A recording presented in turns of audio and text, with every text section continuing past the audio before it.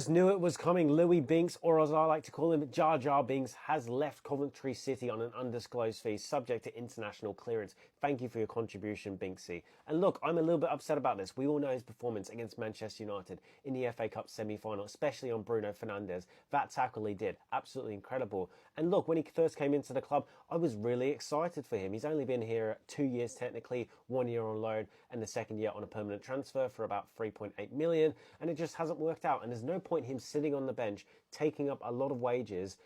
There's no point of it. There's a transfer history. We signed him for 3.8 million and sold him for free. That's not too bad of a business. Yes, it is a loss, but as I said, the wages are definitely worth it. Here you go. Here's the list of the Coventry players, what they're on roughly. This isn't 100%. It could be a couple of £1,000 either way. But Louis Binks, #1 earner at the club, he cannot be on the bench for that. Absolutely not. If he was 5,000, I would understand that. But how is Ellis Sims at 25?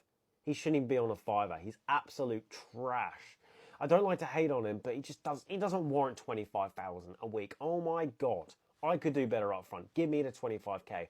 You got Grimesy there, Hadji Wright, Brandon Thomas Asante. I think those are kind of okay. Maybe Thomas Asante should be on about 7, 10, especially from his performance last year. Hadji, maybe a little bit less, 20. But look, it's really good business by Doug King at the end of the day, isn't it? We've got to get rid of the deadwood and bring in new players. And look, hopefully we can bring in another striker and get rid of Ellis Sims. That's my hope. And hopefully we can bring in another centre-back alongside Thomas and Kitchen. Maybe as the backup, maybe a little bit younger, who can come into that role in the future. Who knows? But let me know, Coventry fans, what's your thoughts on Binksy's career at Coventry? I'm going to give it probably a 5 out of 10. I think it's below average. I think his loan spell really did put him on the map, but he just never got the chance under Lampard, and especially under Robbins. It just didn't work out in the end. And that happens sometimes in football. You're not going to get a 100% hit rate with transfers. You're going to get some duds sometimes, and Binksy, unfortunately, was one. Jar Jar, see you later. Good luck.